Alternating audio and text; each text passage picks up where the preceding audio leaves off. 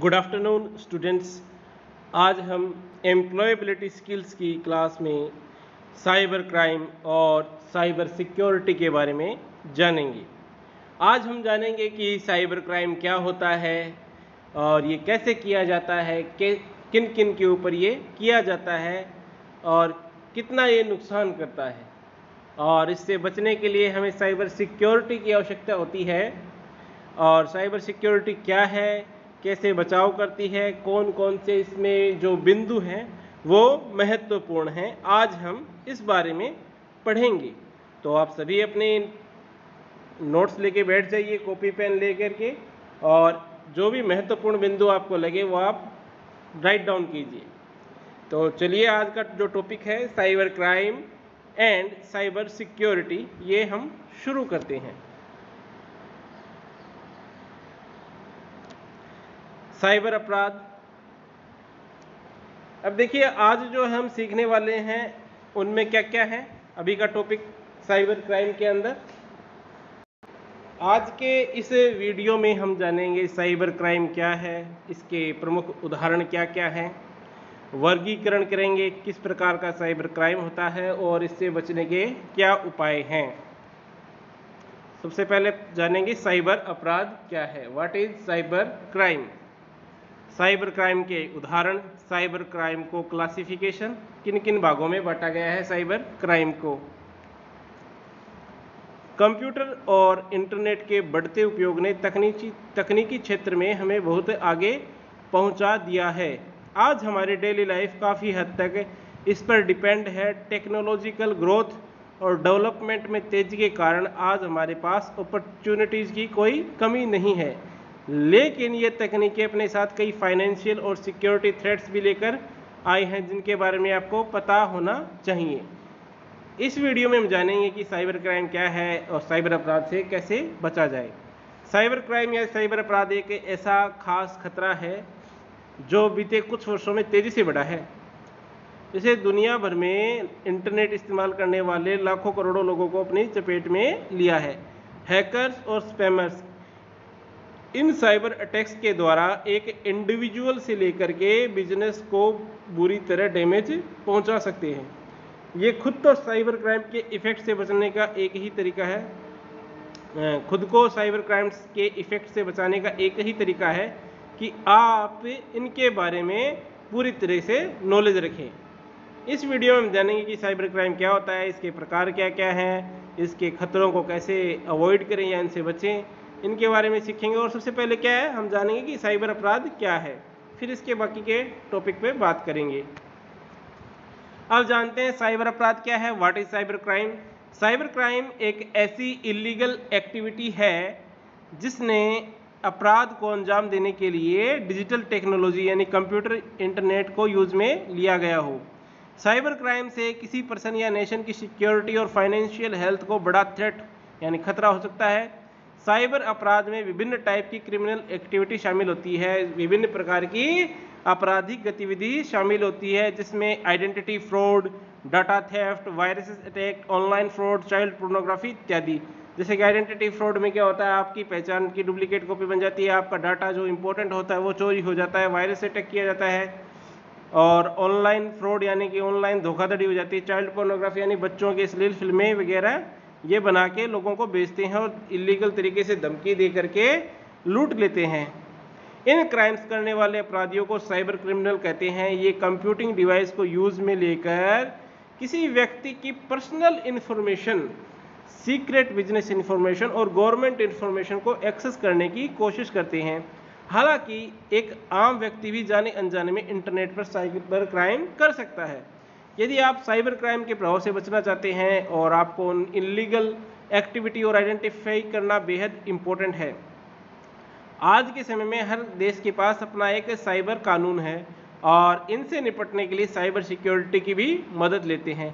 तो सबसे पहले आज हम जो जानेंगे वो साइबर क्राइम के कुछ प्रमुख उदाहरण जानेंगे, ठीक है, कि साइबर क्राइम के क्या क्या उदाहरण है। जैसे आज के टाइम में आप देख लीजिए, साइबर क्राइम यानी इंटरनेट के ऊपर अपराध जो है बहुत ज़्यादा बढ़ चुके हैं, ठीक है। और कोई भी व्यक्ति जो साइबर क्राइम एक्सपर्ट है, हैकर है, वो आपकी साइबर क्राइम का आपको शिकार बना सकता है, आप पे अटैक कर सकता है, आपकी सूचनाएं लीक कर सकता है, आपकी गोपनीय चीज़ों को एक्सेस कर सकता है आपकी बिना मर्जी के। अब जैसे कुछ उदाहरण हैं इसमें साइबर क्राइम के, जैसे पहला है थीफ यानी कि चोर किसी सोशल नेटवर्क से पर्सन की आइडेंटिटी को इलीगली प्राप्त करते हैं ताकि वह आपकी फेक आईडी बना के उसका मिसयूज कर सके। आजकल ये बहुत ज़्यादा चल रहा है ये वाला। इसमें क्या होता है कि फेसबुक वगैरह पे आप किसी भी व्यक्ति की रिक्वेस्ट एक्सेप्ट करते हैं, फिर वो क्या करता है, वो आपकी पूरी प्रोफाइल का अध्ययन करता है, वो देखता है आपकी प्रोफाइल फ़ोटो क्या है, आप कहाँ पढ़े हैं, कहाँ रहते हैं, कौन आपकी फ्रेंड लिस्ट में, सब सेम टू सेम वो वैसी की वैसी एक और आईडी बनाएगा, सब कुछ वैसा ही डालेगा, और जो जो व्यक्ति आपकी फ्रेंड लिस्ट में हैं उन सबको रिक्वेस्ट भेजेगा। रिक्वेस्ट भेजने के बाद में वो उनसे पैसे की डिमांड करेगा आपके नाम से, वो कहेगा कि मेरे को इमरजेंसी में फंस गया हूँ, मेरे को कुछ पैसे की ज़रूरत है, वो ऑनलाइन पैसे मांगेगा। आपके जो भी जानकार हैं, आपके जो भी रिश्तेदार हैं जो दूर दराज रहते हैं, आपसे ज़्यादा बात नहीं होती, वो आपकी जेन्युइन समस्या समझ के आपको हेल्प करने की कोशिश करेंगे। उनको नहीं पता कि फ्रॉड हो रहा है, तो वो आपकी फेक आईडी का इस्तेमाल कर सकते हैं और आपको आपके नाम पे पैसा मांग सकते हैं, या किसी को धमकी भी दे सकते हैं आपके नाम से आईडी बना के, या किसी को कोई भी डाटा, कोई भी मतलब आपके नाम पे कोई भी गैरकानूनी कार्य किया जा सकता है आपकी प्रोफाइल में। ऑनलाइन ट्रांजैक्शन फ्रॉड भी साइबर क्राइम का एक बेहतरीन एग्जाम्पल है। ये कई तरीके से किया जा सकता है, जिसमें क्रिमिनल आपके प्लास्टिक कार्ड की डिटेल्स को कलेक्ट करके आपके बैंक अकाउंट को खाली कर देते हैं। Plastic card means debit card, credit card या कोई भी कार्ड जिससे आप बैंक से पैसा निकाल सकते हैं। इसमें क्या होता है कि ऑनलाइन ट्रांजैक्शन हिस्ट्री, मतलब आप कोई भी ऑनलाइन सामान वगैरह खरीदते हैं तो आपकी कार्ड की डिटेल वहाँ पे सेव होती है। सेव होने के बाद में वो आपका कोई भी अकाउंट खाली कर सकता है अगर उसको आपका एटीएम कार्ड या उसके ऊपर कोई भी जानकारी अंकित है वो उसको हासिल हो जाए। तीसरा आता है malicious software, adware, spyware, computer virus etc को डेवलप करना या उसे डिस्ट्रीब्यूट करना किसी सिस्टम तक, ये भी साइबर क्राइम के अंतर्गत आता है। यानी कोई भी किसी भी प्रकार का जाली सॉफ्टवेयर या वायरस बना के दूसरे व्यक्ति की बिना मर्जी की परमिशन के उसके कंप्यूटर में डाल देना, वो भी साइबर क्राइम के अंदर ही आता है। धोखाधड़ी करके उसके कंप्यूटर को हैक कर दिया जाएगा, वायरस डाल दिया जाएगा, ख़राब कर दिया जाएगा, या उस पर पासवर्ड लगा दिया जाएगा रैनसमवेयर करके, फिरौती मांगता है फिर आता है बिना परमिशन के किसी पर्सन या ऑर्गेनाइजेशन की कॉपीराइट कंटेंट को यूज़ करना भी क्राइम है। यानी जैसे मैं ये वीडियो बना रहा हूँ और आप यही वीडियो वापस से इसको डाउनलोड करके किसी और नाम से अपलोड कर दो मेरी बिना मर्जी के, तो ये भी क्या है, एक साइबर क्राइम है। सोशल मीडिया या अन्य पर्सन के अगेंस्ट कोई इनअप्रोप्रिएट पोस्ट या इंडिसेंट कमेंट करना भी साइबर अपराध है। यानी आप सोशल मीडिया के ऊपर, फेसबुक, व्हाट्सएप, ट्विटर के ऊपर किसी व्यक्ति के बारे में कुछ गलत या अपशब्द लिखते हैं या उनके बारे में गलत कमेंट करते हैं, तो यह भी एक साइबर क्राइम की श्रेणी के अंदर ही आता है। ठीक है, ये भी बहुत ज़्यादा, और आजकल लोग ज़्यादा कुछ अभिव्यक्ति की आज़ादी के नाम पे कुछ भी बोल देते हैं, किसी को कुछ भी लिख देते हैं। फिर आता है अवैध सामान, इलिसिट गुड्स जैसे ड्रग्स या गन्स के ऑनलाइन परचेज या सेल करना भी साइबर क्राइम का हिस्सा है। आजकल जो है वेब, डार्क वेब के अंदर ये काम बहुत ज़्यादा हो रहा है। आप ऑनलाइन ड्रग्स, गन्स वगैरह खरीद बेच सकते हैं, ये भी एक साइबर क्राइम का एग्जाम्पल है। अभी जो है हम साइबर अपराधों का वर्गीकरण करेंगे, classification of cyber crime. Cyber crime को जो है हम सब्जेक्ट बेस्ड क्वालिफाई कर सकते हैं। इस आधार पर साइबर अपराध को 3 मुख्य श्रेणियां हैं, यानी 3 प्रकार के मुख्य तरह से साइबर अपराध होते हैं। इनको 3 भागों में बांटा गया है। पहला होता है इंडिविजुअल के खिलाफ अपराध, दूसरा होता है ऑर्गेनाइजेशन के खिलाफ अपराध, तीसरा होता है सोसाइटी के खिलाफ अपराध। इंडिविजुअल यानी किसी व्यक्ति विशेष, ऑर्गेनाइजेशन किसी संस्था के खिलाफ, सोसाइटी यानी किसी ग्रुप ऑफ पीपल, कोई रिलीजियस व्यक्ति हो गया, रिलीजियस हो गई, कोई कमेटी हो गई, कोई सोसाइटी हो गई, इनके बारे में।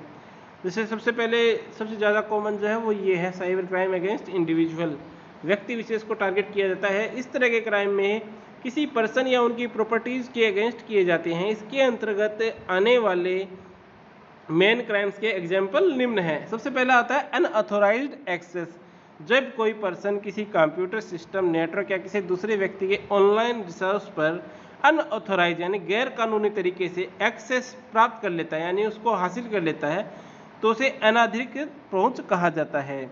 अनऑथराइज एक्सेस अक्सर व्यक्तिगत लाभ के लिए दूसरे व्यक्ति का डाटा प्राप्त करने या उसे नुकसान पहुंचाने के इरादे से किया जाता है। यानी कि आप अपने किसी मित्र वगैरह के कंप्यूटर को उसकी जानकारी के बगैर खोल के उसमें जो भी उसकी निजी फोटो वगैरह वीडियो या कोई भी फाइल है आप प्राप्त कर लेते हैं, तो वो भी क्या है, अनऑथोराइज्ड एक्सेस साइबर क्राइम की कैटेगरी में आता है। आगे आता है फिर ऑनलाइन फ्रॉड। ऑनलाइन फ्रॉड क्या होता है? ये फ्रॉडस्टर्स के लिए सबसे उपयोगी तकनीक है, यानी जो भी धोखाधड़ी करने वाले ऑनलाइन व्यक्ति हैं ये उनके लिए फ़ायदे की चीज़ है। जैसे वे कंप्यूटर और इंटरनेट को एक हथियार के रूप में इस्तेमाल करते हैं। ऑनलाइन फ्रॉड करके हज़ारों तरीके हैं, इसमें लगातार बढ़ोतरी हो रही है। इसके पीछे का रीज़न भी आपकी पर्सनल इन्फॉर्मेशन को चुराना और उसे अपने फ़ायदे के लिए इस्तेमाल करना ही है। फिर आता है साइबर स्टॉकिंग। इंटरनेट सर्विस के यूज़ के किसी पर्सन के अगेंस्ट बार बार हैरेसमेंट करना साइबर स्टॉकिंग कहलाता है। उसके अंतर्गत साइबर क्रिमिनल्स द्वारा विक्टिम को फॉलो करना, हैरेसिंग ईमेल करना, उसे सोशल मीडिया में थ्रेट करना आदि शामिल है। जैसे कोई भी व्यक्ति आपकी फ्रेंड लिस्ट में शामिल है, अगर आप उसको बार बार हर बार जब भी वो कोई पोस्ट डालता है तो आप उसको मैसेज में गालियाँ डालते हैं या कमेंट में गाली देते हैं, उसको एक तरह से हरेस करते हैं, उसकी इज्जत के साथ आप खेलते हैं, खिलवाड़ करते हैं, तो ये भी एक साइबर स्टॉकिंग साइबर क्राइम के अंदर अपराध होता है। फिर आता है हैकिंग। ये सबसे ज़्यादा प्रचलित है हैकिंग वाला। हैकिंग में क्या होता है? इसका अर्थ है किसी कंप्यूटर डिवाइस में मौजूद इन्फॉर्मेशन डाटा को इरेज या चेंज कर देना। हैकिंग आज के समय साइबर क्राइम की सबसे कॉमन फॉर्म है। ये अलग अलग रूप में हो सकती है, जिसमें वायरस अटैक से लेकर पासवर्ड हैकिंग तक सब शामिल है। हैकिंग का मैं आपको बताता हूँ। हैकिंग से तात्पर्य है कोई भी व्यक्ति इंटरनेट पर आपकी मर्जी के बगैर आपके कंप्यूटर सिस्टम, आपकी सोशल मीडिया प्रोफाइल या इंटरनेट पर आपके साथ कोई भी अनर्थ या गलत कार्य करता है आपकी मर्जी के बगैर, तो वो हैकिंग ही होती है, वो हैकर होता है।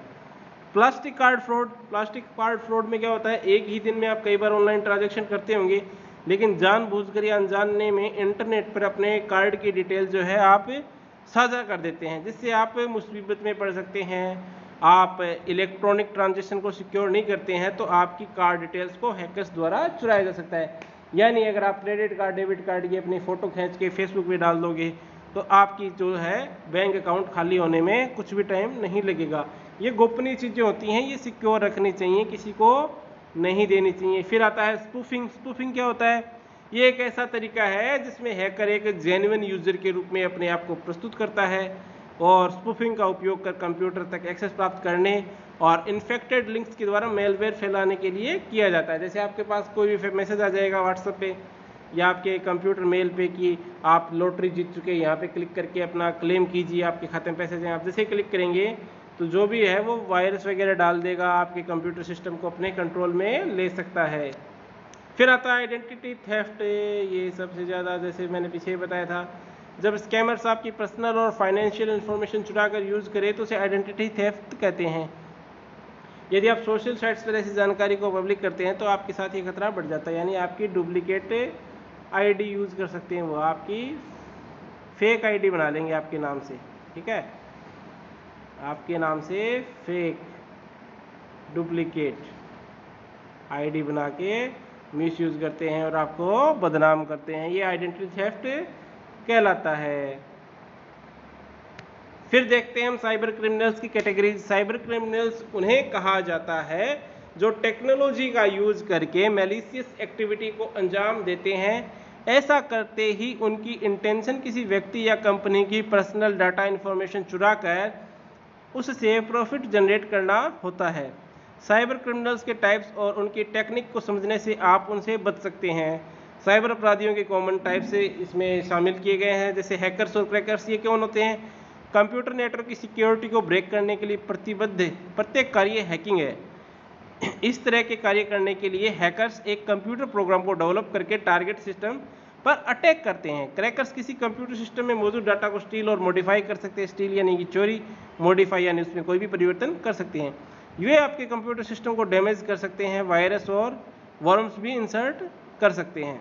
स्कैमर्स क्या होते हैं? ये अधिकतर ईमेल्स और मैसेज के माध्यम से आपको ट्रिक करते हैं, ये आपको मूर्ख बनाते हैं। प्रॉफिटेबल और अट्रैक्टिव लगने वाली फ्रॉडुलेंट स्कीम की झांसे में आकर अक्सर लोग फंस जाते हैं। वही हैं 25 दिन में पैसा डबल वाले। आपको चिकनी चुपड़ी बातों में बहला फुसलाकर आपसे आपकी इन्फॉर्मेशन निकलवा लेते हैं। स्कैमर सबसे पहले थाउजेंड्स ईमेल को कलेक्ट करते हैं, फिर उन्हें इस तरह के स्पैम ईमेल सेंड किए जाते हैं। आप कहीं पर भी अपनी ईमेल आईडी वगैरह मत डाला कीजिए। इससे क्या होता है, ये आपकी ईमेल आईडी जो है 7 रुपये में मार्केट में, ब्लैक मार्केट में, डार्क वेब के अंदर मिलती है। एक ईमेल आईडी की कीमत 7 रुपये मात्र है। फिशर्स क्या होते हैं, यदि आपको ऐसी फ़ोन कॉल या मैसेज आए जिसमें एक क्लेम किया जाए कि आपका अकाउंट एक्सपायर या ब्लॉक हो चुका है और हम आपको मैसेज भेज रहे हैं जिसमें अटैच लिंक पर क्लिक करके आप इसे चालू कर सकते हैं, ये फिशिंग की टेक्निक होती है जिसमें वो आपको बिलीव कराते हैं कि आपके लिए करना जरूरी है। ये वही है फ़ोन पे आपसे आपकी इन्फॉर्मेशन निकलवाने वाले। फिर आते हैं इंटरनेट स्टॉकर्स। ये ऐसे साइबर क्रिमिनल होते हैं जो किसी पर्सन की ऑनलाइन एक्टिविटी को लगातार मॉनिटर करते हैं, जरूरत पड़ने पर उनके साथ सोशल नेटवर्किंग साइट पर रिलेशन बिल्ड करते हैं और उनका विश्वास देते हैं। फिर एक बार इनके स्टॉकर्स की पहुंच आपकी इंपॉर्टेंट इन्फॉर्मेशन तक हो जाती है तो फिर शुरू कर देते हैं ब्लैकमेलिंग, आखिर आपसे रिश्वत की मांग करते हैं, ना देने पर आपकी बदनामी भी कर सकते हैं। ये भी क्या होते हैं, social media, Facebook, Twitter, WhatsApp पे आपको अनजान नंबर से, अनजान आईडी से रिक्वेस्ट आती है, आप एक्सेप्ट कर लेते हैं, फिर ये आपसे बातचीत शुरू कर देंगे। बातचीत शुरू करने के बाद में आपका नंबर्स का एक्सचेंज हो जाएगा। नंबर एक्सचेंज होने के बाद में आपको वीडियो कॉल करके, अश्लील कॉल वगैरह करके, आपका स्क्रीनशॉट खींच के, आपको वीडियो बना के आपको ब्लैकमेल कर सकते हैं। आपकी कोई भी पर्सनल सूचना जो फेसबुक के ऊपर आप ऐड करते हैं उसके द्वारा वो आपको ब्लैकमेल कर सकते हैं। तो इंटरनेट के ऊपर जो है आपको बेहद सावधानी से कार्य करना होता है। कोई भी व्यक्ति आप उसको नहीं जानते, दुनिया में हज़ारों प्रकार के व्यक्ति हैं, हज़ारों टाइप्स, जैसे कोई अच्छा है, कोई बुरा है, कोई कैसा है, कोई कैसा है, वो आपकी इन्फॉर्मेशन का मिसयूज़ करके आपको ब्लैकमेल लूट सकते हैं। और पुलिस भी ज़्यादातर इन मामलों में कुछ नहीं कर पाती क्योंकि ये जो है बहुत हाई प्रोफाइल और पहले ये जो है अपनी कोई भी इन्फॉर्मेशन लीक नहीं होने देते। ये सब डुप्लीकेट, डबल या फेक आईडी बना करके इस चीज़ को अंजाम देते हैं। अब आता है इनसे बचाव कैसे करें भाई। इतने दुनिया में खतरे हैं, इतने डेंजरस व्यक्ति हैं, तो इनसे हम इंटरनेट पे कैसे बचें। तो इसमें क्या होता है, हो सकता है कि ऊपर बताए गए साइबर क्राइम के इतने सारे टाइप्स देख के आप जो है अपना आपको थोड़ा ज़्यादा नर्वस महसूस करने लगे हों, परंतु सच ये है कि आप ऑनलाइन पूरी तरह से सिक्योर नहीं है, आपके साथ कभी भी स्कैम हो सकता है। ऐसे में साइबर क्राइम से प्रिवेंशन यानी बचाव का सही नॉलेज ही आपको इसमें फंसने से बचा सकता है। ये ध्यान रखना, ज्ञान ही बचाव है, नॉलेज ही बचाव है। अब कुछ एक मैं आपको टिप्स बता रहा हूँ जिसके माध्यम से जो है आप अपने आप को इंटरनेट पे बचा सकते हैं। इंटरनेट पर एग्जिस्ट करने वाले, एग्जिस्ट का मतलब जो इंटरनेट पर मौजूद हैं साइबर क्राइम के टाइप्स, उनको खुद को एजुकेट करने पर आप उन सभी ऑनलाइन क्राइम्स के प्रति अवेयर रहते हैं, जागरूक रहते हैं। यानी इंटरनेट पे जो भी क्राइम होते हैं उनके बारे में आप जानकारी रखिए तो आप क्या है, जागरूक रहेंगे। जब भी आप ईमेल चेक कर रहे हों, तो मैसेंजर पर चैटिंग कर रहे हों, तो किसी भी अननोन पर्सन के द्वारा भेजे गए मैसेज के अटैच्ड लिंक पर क्लिक करते वक्त केयरफुल रहें। किसी भी अनजान व्यक्ति से अगर आपको कोई भी ईमेल आता है तो आप उसमें जो भी लिखा हुआ है उस पर क्लिक मत करें, ध्यान से करें। वेब पर नेविगेट का मतलब है आप इंटरनेट चलाते वक्त आपके फ़ोनी वेबसाइट्स की अवॉइड करने की ज़रूरत है जो आपकी पर्सनल इन्फॉर्मेशन के लिए पूछती है। किसी भी तरह की जानकारी के लिए सर्च इंजन का यूज़ करें, ये आपको करेक्ट वेब एड्रेस पर भेजते हैं। सेफ सर्फिंग करने के अलावा आपको ऑनलाइन शॉपिंग करते वक्त भी सावधानी बरतने की जरूरत होती है। शॉपिंग साइट पर पेमेंट इन्फॉर्मेशन या एंटर करने से पहले साइट के बारे में थोड़ी इन्वेस्टिगेशन कर लें कि साइट सिक्योर है या नहीं, उसमें ट्रस्ट मार्क, मैकेफी सिक्योर है या नहीं, या कोई भी लोकल वेबसाइट से आप ऑनलाइन पेमेंट मत करें। जब भी आप पेमेंट पेज पर हो तो अपने ब्राउज़र में लॉक सिंबल की तलाश करें। ये इंडिकेट करता है कि साइट आपकी इंफॉर्मेशन को सेफ रखने के लिए इनक्रिप्शन का यूज़ करती है। साइट के एड्रेस के बारे में भी ये देखेंगे कि URL HTTPS की बजाय कहीं HTTP डॉट तो स्टार्ट नहीं है, HTTPS होना चाहिए। HTTPS की फुल फॉर्म होती है हाइपर टेक्स्ट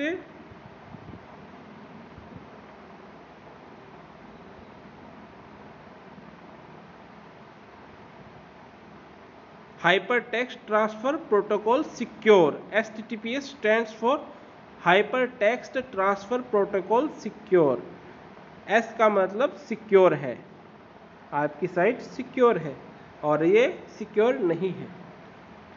फायरवॉल का सॉफ्टवेयर का यूज़ करें। ये एक नेटवर्क सिक्योरिटी सिस्टम है जो कंप्यूटर नेटवर्क और इंटरनेट के बीच ट्रैफिक की मॉनिटरिंग करता है और इंट्रूडर्स यानी घुसपैठियों को रोकता है। फायरवॉल आजकल हर सिस्टम के अंदर आता है। गुड एंटीवायरस प्रोग्राम का उपयोग करें, साथ ही अपने सिस्टम को अपडेट रखें क्योंकि हैकर्स के पास आपके सिस्टम और इन्फॉर्मेशन तक एक्सेस करने के कई तरीके होते हैं। एक अनसिक्योर्ड वायरलेस नेटवर्क पर ट्रांजिट करने के दौरान भी हैकर्स आपका डाटा एक्सेस कर सकते हैं। आप अपने राउटर पर फायरवॉल को अनेबल करें और राउटर के एडमिनिस्ट्रेशन पासवर्ड को चेंज करना आवश्यक है। हालांकि शॉर्ट पासवर्ड याद रखना आसान होता है, जैसे आपका बर्थडे का डेट, मिडिल नेम या गर्लफ्रेंड का नाम या फ़ोन नंबर परंतु ये पासवर्ड जो है आसानी से हैक हो जाते हैं। हैकर्स के लिए बहुत आसान होता है। स्ट्रॉन्ग पासवर्ड आपकी अकाउंट को सिक्योर रखने में मदद करते हैं, तो आप अपने पासवर्ड जो है सिक्योर रखिए। अपनी पर्सनल इन्फॉर्मेशन को ऑनलाइन पोस्ट करने से बचें। सेंसिटिव इन्फॉर्मेशन जैसे security number, credit card, debit card number share न करें। किसी भी लिंक पर क्लिक करने से पहले, एप्लीकेशन डाउनलोड करने से पहले उसके बारे में जानें, परखें, सावधान रहें, तब ही क्लिक करें। अब आते हैं कि अगर आपके साथ इतनी कुछ सावधानी बरतने के बाद भी अगर फ्रॉड हो जाता है तो उसकी आप रिपोर्ट कहाँ करेंगे। भारत में ऑनलाइन फ्रॉड की रिपोर्ट कहाँ करेंगे। भारत में साइबर क्राइम और ऑनलाइन फ्रॉड्स के केस बहुत दिन प्रतिदिन बढ़ते ही जा रहे हैं, लेकिन वे लोग जो साइबर क्राइम के विक्टिम हैं वो इस बारे में कुछ अधिक नहीं कर पाते। इसलिए हम आपको बताने वाले हैं कि साइबर क्राइम के अगेंस्ट कंप्लेंट या रिपोर्ट कैसे फाइल की जाती है। साइबर क्राइम की कंप्लेंट को आप इंडियन गवर्नमेंट के साइबर क्राइम पोर्टल में जाकर ऑनलाइन सबमिट कर सकते हैं। इसके अलावा लगभग सभी बड़े शहरों में साइबर सेल मौजूद है। ये साइबर क्राइम डिपार्टमेंट को दोनों तरीके से ऑनलाइन और ऑफलाइन दी जाने वाली कंप्लेंट्स को डील करते हैं। यदि आपकी फेक प्रोफाइल बनाकर उसे इलीगल और अनलॉफुल एक्टिविटी कोई करता है तो आपको बस साइबर क्राइम इन्वेस्टिगेशन सेल को रिपोर्ट करना है। आप साइबर पुलिस को भी कॉल कर सकते हैं। रिपोर्ट फाइल करने से पहले आपको एक फॉर्मल कंप्लेंट बनानी है जिसमें क्राइम अगेंस्ट पूरे फैक्ट्स और डिटेल के साथ एविडेंस मौजूद होने चाहिए। यदि आप national cyber crime reporting portal के हेल्पलाइन नंबर 155260 पर कॉल भी कर सकते हैं। अगर आपकी कोई भी प्रोफाइल जो है फेक प्रोफाइल बना के इलीगल एक्टिविटी करता है तो आप उसको साइबर क्राइम के जो भी ये नंबर है 155260 इस पर आप रिपोर्ट कर सकते हैं। अब साइबर सेल क्या होती है। साइबर सेल एक विभागीय निकाय है जो साइबर क्राइम से रिलेटेड केस को हैंडल करता है। आईटी एक्ट 2000 आने के बाद इंडिया के लगभग सभी बड़े शहरों में इनके ऑफिस हैं। ठीक है, ये विभाग भी क्रिमिनल इन्वेस्टिगेशन डिपार्टमेंट के अंतर्गत ही आते हैं, परंतु ये सिर्फ इंटरनेट रिलेटेड क्रिमिनल एक्टिविटी के मुद्दों को संभालते हैं। साइबर क्राइम के विरुद्ध बने लो। टेक्नोलॉजी के ऊपर बढ़ती हमारी डिपेंडेंसी के कारण आज के समय में साइबर लॉ की इम्पोर्टेंस बहुत अधिक बढ़ चुकी है। साइबर क्राइम के विरुद्ध बनाए गए लॉज हमें किसी भी तरह की डिजिटल क्राइम को विरुद्ध प्रोटेक्ट करते हैं।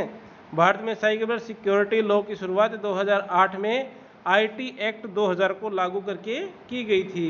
इस लॉ के अंतर्गत डिफरेंट टाइप्स के क्राइम को कवर किया गया था। अब जो आईटी एक्ट बनाया था इसके क्या क्या उद्देश्य हैं। इसके प्रमुख उद्देश्य थे इलेक्ट्रॉनिक ट्रांजैक्शन के लिए कानूनी मान्यता प्रदान करना, डिजिटल सिग्नेचर को स्वीकार करने के लिए उसे वैलिड सिग्नेचर की कानूनी मान्यता देना, बैंकर्स और दूसरी ऑर्गेनाइजेशन को इलेक्ट्रॉनिक अकाउंटिंग बुक रखने की लीगल रिकग्निशन देना, ऑनलाइन प्राइवेसी और साइबर क्राइम से प्रोटेक्शन प्रदान करना भी इसका प्रमुख उद्देश्य था। हालांकि आईटी एक्ट के लागू होने के बाद इसमें कई बदलाव किए गए हैं और कुछ ही सालों में ऑलमोस्ट सभी ऑनलाइन एक्टिविटी इसके अंदर आ गई हैं। ये भी ज़रूरी है कि यदि हम डिजिटली ग्रो करना चाहते हैं तो हमें साइबर सिक्योरिटी रिस्क को कम करना होगा। ये कुल मिलाकर साइबर स्पेस को सिक्योर करने के लिए कानून लाया गया था। भारत में इन साइबर लॉ का मुख्य उद्देश्य कंप्यूटर अपराध, ऑनलाइन डेटा की चोरी, इलेक्ट्रॉनिक लेन देन में होने वाली धोखाधड़ी को रोकना है। इसके अलावा साइबर क्रिमिनल्स के विभिन्न प्रकार के आईटी एक्ट सैंक्शन बनाए गए हैं जिसके अंतर्गत इनको पनिशमेंट दी जाती है। तो भारत सरकार ने जो है सबसे पहले 2000 के अंदर सन 2000 में जो साइबर क्राइम के विरुद्ध लॉ बनाया था, फिर 2008 में इनको संशोधित करके लागू करवाया था। ठीक है, ये हो गए आईटी एक्ट के उद्देश्य। अब साइबर सिक्योरिटी क्या होती है, खुद को साइबर क्राइम से कैसे बचाएं, वापस से देख लीजिए थोड़ा सा इसमें। हम डिजिटल दुनिया में खुद को सिर्फ बाहरी आक्रमणों से बचाना ही काफ़ी नहीं है। हमारा महत्वपूर्ण डेटा हमारे मोबाइल व लैपटॉप में हमारी निजी जानकारियों से लेकर फाइनेंस डिटेल तक शामिल है। ये सब हमारे सिस्टम में सेव रहता है। ज़रा सोचिए किसी अपराधी के हाथों में ये जानकारी पहुंच जाए तो आपको भी पता नहीं चलेगा और आपका खाता खाली हो जाएगा। जहाँ डिजिटल तकनीक ने हमारी लाइफ को आसान बनाया है, वहीं इसकी निर्भरता ने मनुष्यों के लिए नए अपराध को भी जन्म दिया है, जिसे हम साइबर क्राइम कहते हैं। साइबर क्राइम से बचाव का एकमात्र उपाय है साइबर सिक्योरिटी, जो आपको इंटरनेट अपराधों से सुरक्षित रखने का कार्य करती है। साइबर सिक्योरिटी ये आपको क्या करती है, इंटरनेट पे सुरक्षित रखती है। इसमें क्या क्या आएंगे, कुछ सावधानियां आएंगी जिससे आप इंटरनेट पे साइबर क्राइम से बच सकते हैं, जो हमने पिछली स्लाइड्स में देखे थे। अब साइबर सिक्योरिटी की परिभाषा क्या है? साइबर सिक्योरिटी उन उपायों का सामूहिक नाम है जो कंप्यूटर नेटवर्क, डिजिटल डिवाइस का डाटा का चोरी, नुकसान तथा अनचाहे एक्सेस से बचाने के लिए किए जाते हैं। इसे computer security, information technology security, digital security के नाम से भी जानते हैं। अगर साइबर सिक्योरिटी की परिभाषा और पेशेवर करें तो कुछ इस प्रकार से हो सकती है। साइबर खतरों से डिजिटल डिवाइस तथा डेटा का बचाव ही साइबर सिक्योरिटी है। यह आपके महत्वपूर्ण डेटा और साइबर अपराधियों के बीच एक कवच का काम करती है। प्रतिदिन साइबर क्राइम के मामले बढ़ते ही जा रहे हैं। अपराधी रोजाना नए नए मेथड जैसे सोशल इंजीनियरिंग, आर्टिफिशियल इंटेलिजेंस से अपने गलत कारनामों को अंजाम देने के लिए फिराक में रहते हैं। यही वजह है कि आज सभी क्षेत्रों में स्कूल, बैंक, हॉस्पिटल साइबर बचाव हेतु साइबर सिक्योरिटी में बड़ी बड़ी संख्या में निवेश करते हैं। इंटरनेट की व्यापकता के कारण सिक्योरिटी टर्म कई टेक्नोलॉजी के साथ जुड़ जाती है, जैसे information security, network security, application security etcetera. लेकिन खुशी की बात यह है कि समय रहते जरूरी उपायों की जानकारी करके अधिकतर संभावित साइबर खतरों से बचा जा सकता है। खुद को साइबर अटैक से कैसे बचाएं? इंटरनेट से संबंधित किसी भी गैजेट का जब आप इस्तेमाल करते हैं तो आपको शुरुआत से ही सावधान होना जरूरी हो जाता है। हम यहाँ कुछ जरूरी उपायों की जानकारी दे रहे हैं जिनकी सहायता से आप साइबर अटैक से खुद को काफ़ी हद तक बचा सकते हैं। सबसे पहले आपको ऑपरेटिंग सिस्टम अपडेट करना होता है। अधिकतर डिजिटल डिवाइस हार्डवेयर से काम करवाने के लिए एक सॉफ्टवेयर पर निर्भर रहती हैं। इसी सॉफ्टवेयर को ऑपरेटिंग सिस्टम कहते हैं, जैसे कंप्यूटर में विंडोज़, मैक ओएस आदि ये जो है लोकप्रिय ऑपरेटिंग सिस्टम है, और मोबाइल में एंड्रॉयड और iOS। सुरक्षा को मजबूत बनाने के लिए ऑपरेटिंग सिस्टम निर्माता समय समय पर नए फीचर तथा टूल जोड़ते रहते हैं जिन्हें आप अपडेट करके फ्री पाते हैं। इसलिए इन डिवाइस की सुरक्षा के लिए ऑपरेटिंग सिस्टम को अप टू डेट रखें। फिर एंटीवायरस का उपयोग किसी भी सॉफ्टवेयर को अपने कंप्यूटर में इंस्टॉल करने या किसी फाइल को डाउनलोड करने से अनेक तरीके से वायरस आपके डिवाइस में एंट्री कर सकते हैं। इन वायरस को रोकना एक चुनौती का कार्य है, क्योंकि हम इन्हें आंखों से देख नहीं सकते और ना ही इनका पता कर सकते हैं कि वायरस आ गया है। इसलिए इस कार्य में हमें सहायता करते हैं एंटीवायरस प्रोग्राम, जो आपके डिवाइस को रेगुलर चेक करता रहता है कि कोई वायरस या अनचाहा प्रोग्राम डिवाइस में नहीं आ गया है। जब आप इंटरनेट पर किसी वेबसाइट को चलाते हैं तब उस वेबसाइट के बारे में आपको सावधान करते हैं कि यह साइट सुरक्षित नहीं है। फिर मजबूत पासवर्ड चुनें। पासवर्ड हमेशा सिक्योर होना चाहिए। अक्सर हम सबसे बड़ी भूल कर देते हैं कि जब हम पासवर्ड को सेट करते हैं जिससे किसी के लिए भी हमारे डिवाइस, सोशल मीडिया अकाउंट्स तक पहुंचना आसान हो जाता है। इसलिए ऐसा पासवर्ड सेट करें कि जिसका किसी को अंदाज़ा भी न हो पाए। मजबूत और सुरक्षित पासवर्ड बनाने के बारे में अधिक जानकारी के लिए आपको अगली वीडियो में बता दिया जाएगा। अनजान ईमेल ना ओपन करें। जो भी व्यक्ति आप नहीं जानते उसको या उसके बारे में नहीं जानते, कोई मेल आ गया तो उसमें कोई भी लिंक या कोई भी फाइल है तो उसे डाउनलोड नहीं करना चाहिए। इसलिए ईमेल के साथ अटैचमेंट ओपन ना करें और तुरंत डिलीट भी कर सकते हैं। सार्वजनिक वाईफाई से बचें। फ्री की वाईफाई के चक्कर से आप अपने आप को बचाइए। हैकर्स की नज़रें जो है पब्लिक वाईफाई नेटवर्क पर रहती हैं, इसमें जो है अधिकतर लोग इस्तेमाल करते हैं, इसलिए आपको जो है फ्री के वाईफाई से बचना चाहिए। अब सिक्योरिटी के प्रकार भी होते हैं। एप्लीकेशन सिक्योरिटी होती है एक, तो साइबर सिक्योरिटी तीन प्रकार की होती है मुख्यतः, ठीक है। इसके अंदर एप्लीकेशन सिक्योरिटी में क्या होता है, एंटीवायरस प्रोग्राम होते हैं, फायरवॉल होता है, इनक्रिप्टेड प्रोग्राम्स होते हैं। इसमें क्या होता है, आप सिक्योरिटी कर सकते हैं अपनी। फिर आती है नेटवर्क सिक्योरिटी, आप अपने नेटवर्क को मजबूत कीजिए। फिर आती है क्लाउड सिक्योरिटी। क्लाउड के बारे में एक डिटेल टॉपिक बाद में बनेगा, आप इस प्रकार इसको पॉज करके पढ़ लीजिए। अभी आपको क्या करना है, ज़्यादा से ज़्यादा वीडियो को लाइक शेयर करना है और चैनल को सब्सक्राइब करना है। आज के लिए काफ़ी है इतना, धन्यवाद।